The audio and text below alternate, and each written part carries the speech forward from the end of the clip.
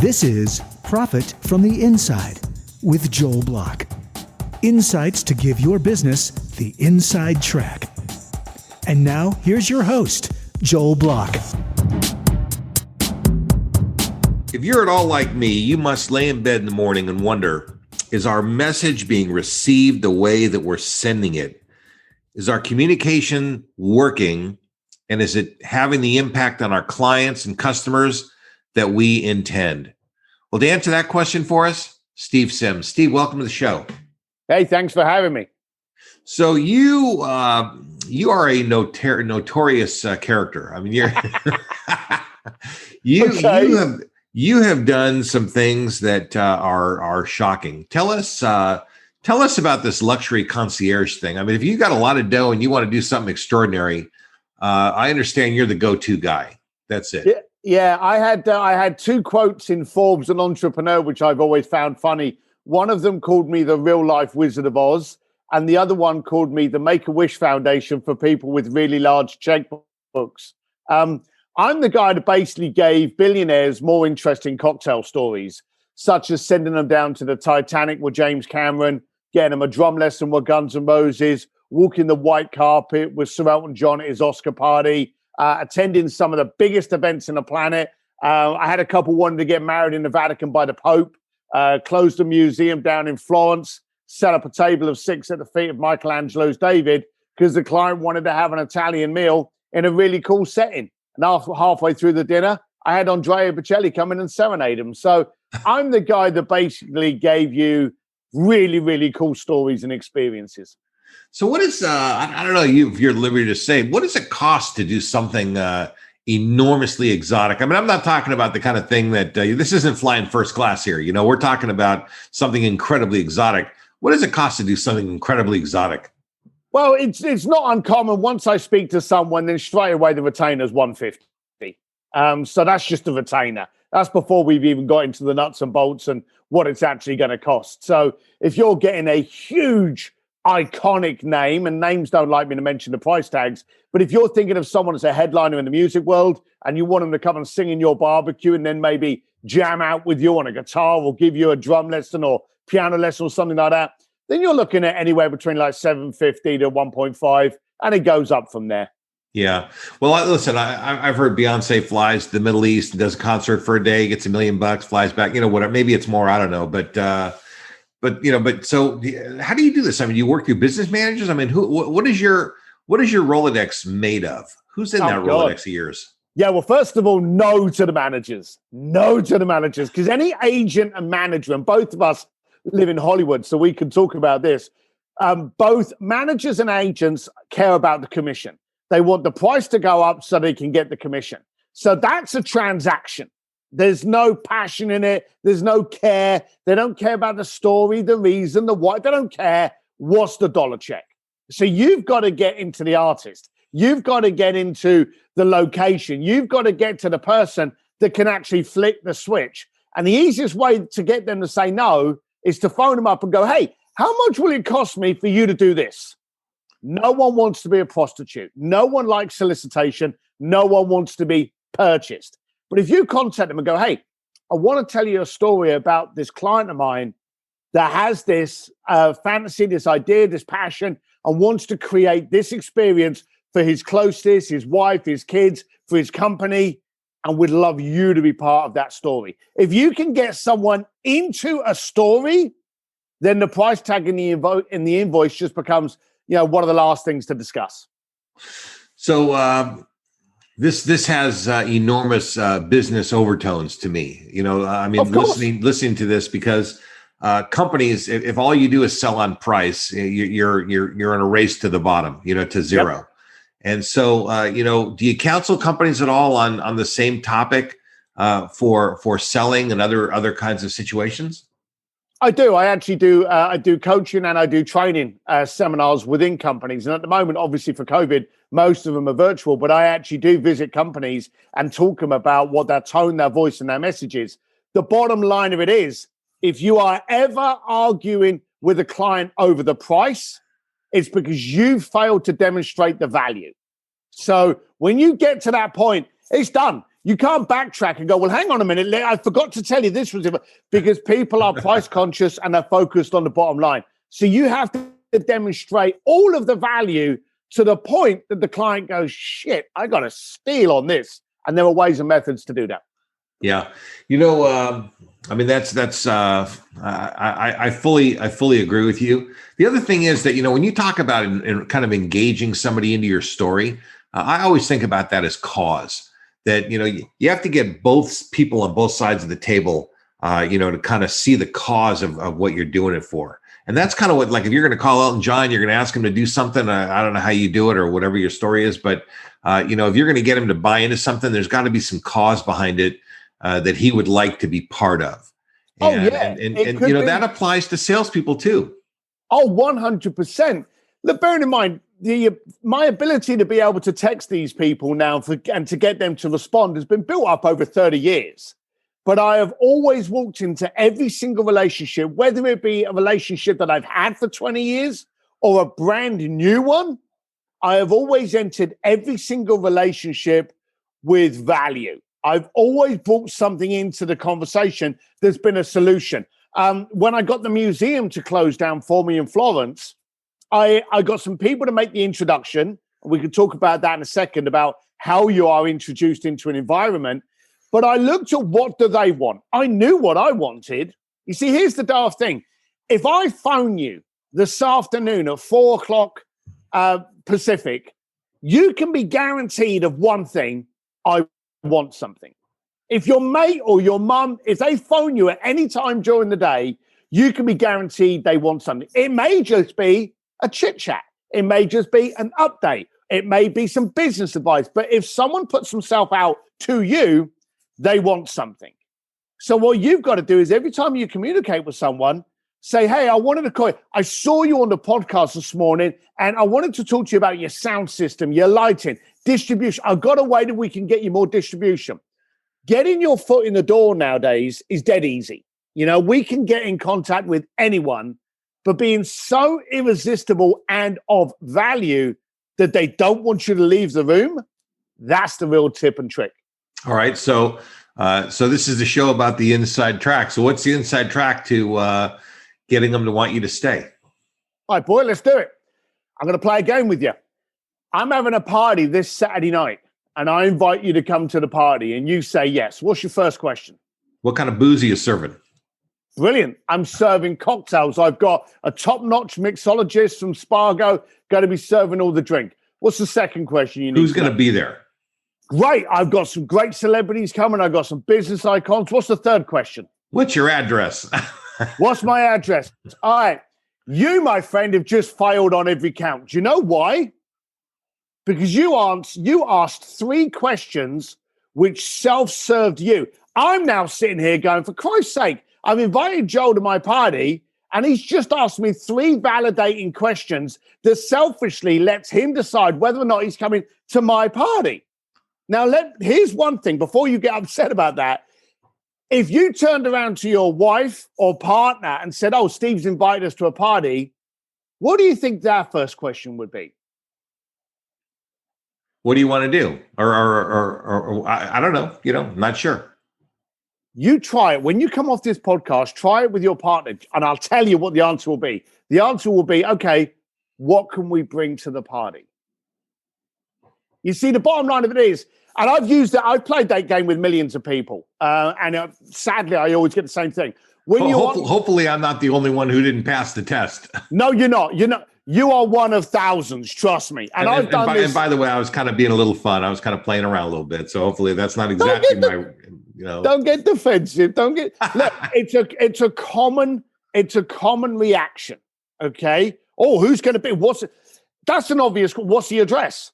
But I've done this on stages in front of like 20,000 people and just pulled people out of the stage and asked them these questions. And they've always responded the same way. The bottom line of it is most people go into a conversation because they want something. You go up to a celebrity, you go up to a business icon, you go up to a client looking for the deal. You want something. A salesman walks up to the guy or the girl in the car showroom because he wants to make a sell and make a paycheck and make a commission. He's got a reason to get into that conversation. Every conversation you have, you need to turn up and you need to ask yourself, what can I bring to this party? Okay? So when you turn up to someone, you need to go, hey, how are you? Do you have a problem with a vehicle at the moment? Are you in the market? Are you driving? Is there an issue that the reason you're in here today?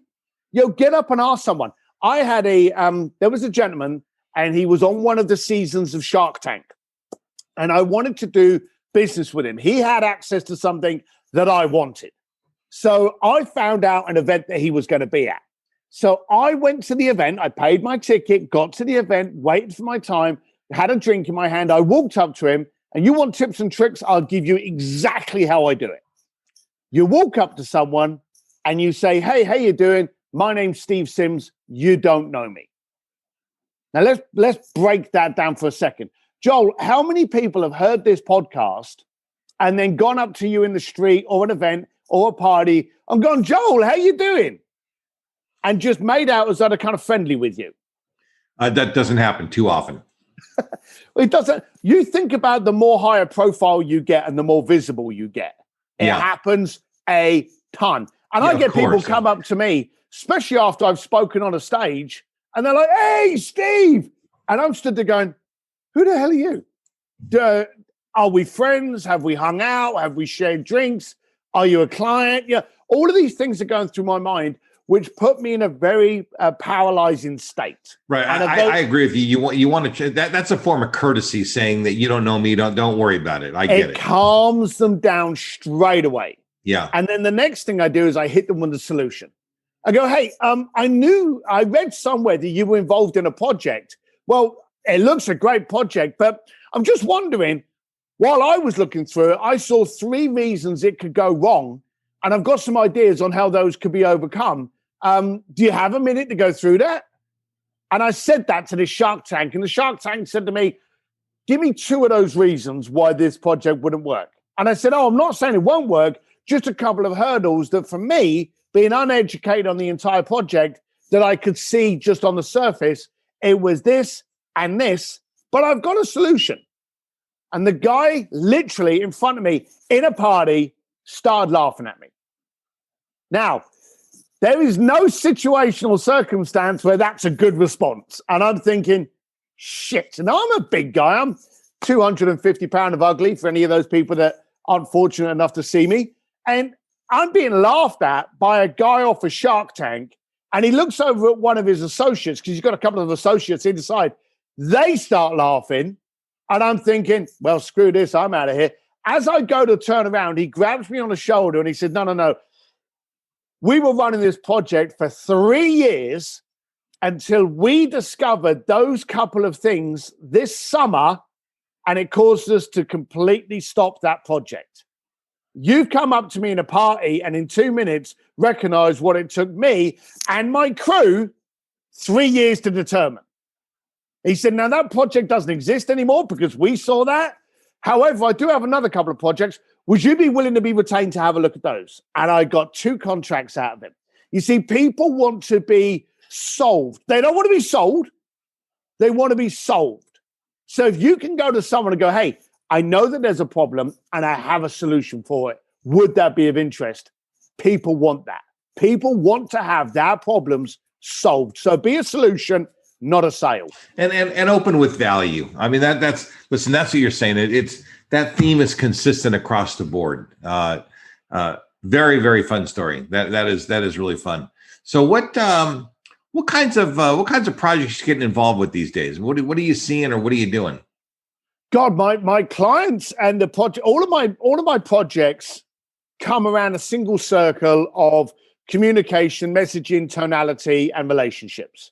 So basically, it's what is your solution? Whatever your product or service is, what is it that you solve? And then who is your avatar that you are the solution to? And then the middle bit is how to communicate it, bridge the gap so that when they're thinking of getting something solved, and a lot of people don't even know they've got a problem, how do you expose to them the problem so that they can determine and discover that you are a solution? The range of clients I'm dealing with literally are ranging from security firms I've just taken on a vegan line of cosmetics. I've got a car dealership. I've got one of the largest plumbing agencies in America. I've got coaching clients. Clients that are actually out there coaching their clients. I'm coaching them on how to coach. It's vast. Real estate, mortgage, anything where you need to have communication with someone, I'm in that business. And so are you like, do you direct them into media like PR or what kind of coaching do you give them and what kind of help do you provide?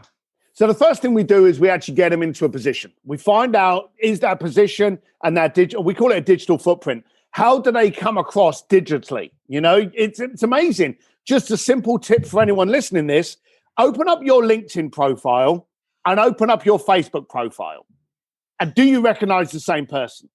Quite honestly, on LinkedIn, they'll be sitting there with a buttoned up shirt and trying to look all very articulate and, you know, refined and businesslike. And then they go over to Facebook and it's like girls gone wild. They just think, well, I'm on Facebook now. I can be in my, you know, my wild shorts and I can have my t-shirt off and have a Mai Tai in my hand. They confuse the client. So the first thing we do is we look at that digital footprint. How do they show up? Where do they show up? And what message are they giving off? And just to be clear, because businesses look at Facebook, I mean, people forget that it's out there, it's public. You may think it's all for your friends, but it's out there for business colleagues to see as well. And it's very problematic because it's so public. So just to reinforce what you're saying, I agree. Oh, 100%. You see, there was a time when you used to say something like, well, Google me. You don't do that now. You know, if you want to know about someone, and I'll give you a perfect example for anyone listening. If you're going out and you're having dinner this Saturday with Jimmy, and Jimmy says, oh, my buddy from high school's coming into town, and he's in the town for the weekend. Do you mind if I bring Brad along with me? You're going to turn around and go, oh, well, if he's a friend of yours, maybe I'll make a new friend. Yeah, bring Brad along. How many of you now go on to Jimmy's Facebook page, look up who Brad is, and then do a bit of rabbit hole to find out what Brad's all about before you meet him on Saturday? Close to 100% of us. Yeah, we don't Google anymore because your website is where you've got a slimmer picture and you've got your trophy closets of where you appeared and what media you got. It's just fine-tuned of you. It's your puff piece. But to really get to see somebody, you get onto the Twitter, you get onto LinkedIn, but most of the time you get onto Facebook because you've got a combination of all of their friends, all of their statements, unlike on LinkedIn when you don't have that kind of single page layout. So we use social way more than we use Google and any kind of other search engine, okay? So first of all, we identify what you stand for, and there's often a disconnect. What you think you're portraying and what you're actually independently portraying are sometimes disconnected.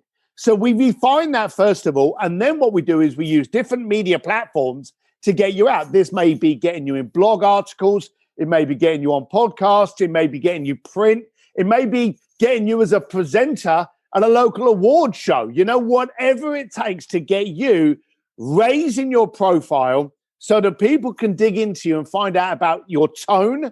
And as you said it right at the beginning, your cause, your why. Why do you do what you do? That's what a lot of people want to know today. They don't just want to know, what do you do? Why do you do what you do? There's a lot of that involved nowadays. And so we've got to be able to put it out there. There's a lot of massaging that needs to be done. And people really don't know how to fine-tune their digital footprint. And here's the final thing on that note. When you're actually focusing on who you are, don't try to be someone you're not. Focus on yourself and understand there is a huge difference between being easy to understand and impossible to misunderstand. You know, let's expand on that for a second. Easy to understand, impossible to misunderstand. Where's the line? How do you know which camp you're in? How do you figure that out?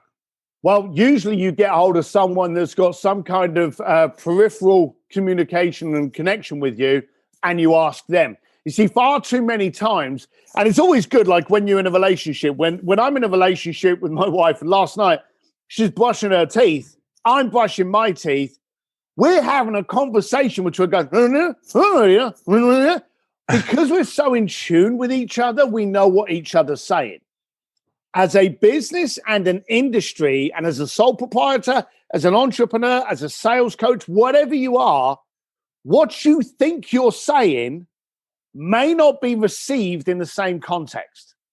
So you've got to understand it's irrelevant what you're saying, it's relevant to how it's being received. So it's usually good to get someone on the outside and just go, this is my sales program, this is my blog, this is my bio. Just take a look at it and come back to me and tell me what you think, and maybe sum it up in 3 sentences what I stand for. You'll be really surprised when they come back and they go, well, you do this, and you stand for that. And you may go, no, I don't really, I like it, but I don't stand for it. But the way you termed it is open for interpretation. Brevity is king. Always keep bios really, really short. Always lead with a problem identifier that you then reveal that you're the solution to. But I understand that it's the recipient that's important. You see, people talk about branding. You can't brand. There's a big myth out there about people going, well, I focus on branding. Balls do you? You may focus on brevity so it can't be understood like Nike and Apple, but branding is not what you create. Branding is what people say about you when you've left the room. That's the important bit. Yeah, I've heard that before. That's what branding is. That when you're not around, it's kind of the impression that you've left on people. So what when you talk about brevity, you talk about leading with a problem. Because you're talking about really adding value, the solution, the whole thing. Do you work more with salespeople? Because this seems to be so imperative for salespeople. I mean, it's salespeople, I think most of the time just don't get this right. They don't know how to add value. Maybe they get nervous. Do you have any suggestions for these kinds of people? Yeah, so I work with the communication industry. So I'm never going to work with Amazon because no one's ever going to phone up Amazon and go, hey, I'm thinking of changing toilet rolls. Which ones do you suggest? Amazon doesn't have that conversation with you. So Amazon is a transactional-based service. So all of my clients are communication-based. So I work with a lot of service providers like construction firms and plumbers, car sales, yacht sales, jet charters. And then I also work with people that are in branding and marketing to refine their voice. I also work with lawyers and accountants because accountants know all the answers, but they don't know how to translate it in simple, dumbed down version for us people to understand what they're saying. So I work with anyone that's in the communication industry, and it's a widespread, but I would say that it's all about communication and focusing on the end solution. And if you can give someone a solution, you now generate a relationship. But in order to give somebody a solution, you kind of have to have a sense about facts and circumstances.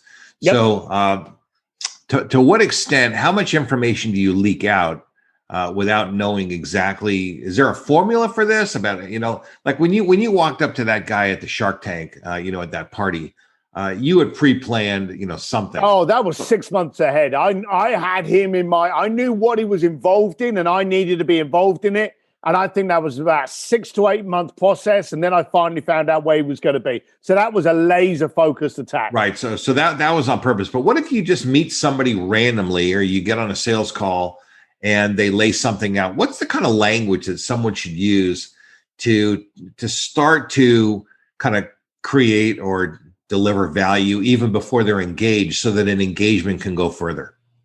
Ask them why.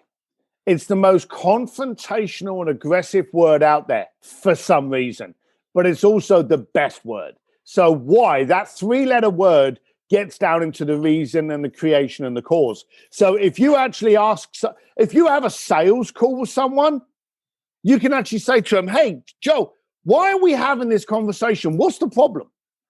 If someone's in a car dealership on a Saturday afternoon, hey, I see you here on a Saturday afternoon. It's a beautiful day outside. What makes you want to come in to look for a car today? Ask them why. Ask them the reason, and they will leak it out. And listen, a shallow plug for my book, BLUEFISHING, The Art of Making Things Happen. best thing since Harry Potter. In that book, I actually say asked why 3 times. I've actually got an example, which is another story, if it's okay to spend a few minutes on it. Yeah, go ahead. Yeah. Right. So in my past life, I had this concierge firm. And about 5 years ago, I started working for Elton John. I worked for him for about 8 years on his Elton John Oscar party here in Hollywood, one of the greatest events and causes out there. And I had a guy call into the office, and one of my team got the phone call, and she contacted me and she said, look, I've got a guy on the phone and he wants to meet Sir Elton John. And I went, okay. She said, but something's wrong with him. Can you chat with him? I don't know what it is, but something's off. So I went, yeah, put him through. So I'm at my house. I'm not in the office. I take the call and I'm like, hey, how you doing? This is Steve Sims. How can I help you? He says, yeah, I want to meet Sir Elton John and get a selfie. I went, okay, that sounds great. Yeah, why do you want to do that? And he says, well, he's an icon. He's a living legend. He's going to die soon, and I want to get a photograph of him on my desk. This is exactly what he said. He's gonna die soon. So I'm like, okay, great, yeah. Anything else? No. How much is that going to cost me? So I said, okay, well, let me find out, and then I'll come back to you. And I hung up. Didn't take the guy's name. Didn't take the phone call. There was no way in the world I was going to let that guy anywhere near a relationship of mine. There was no cause.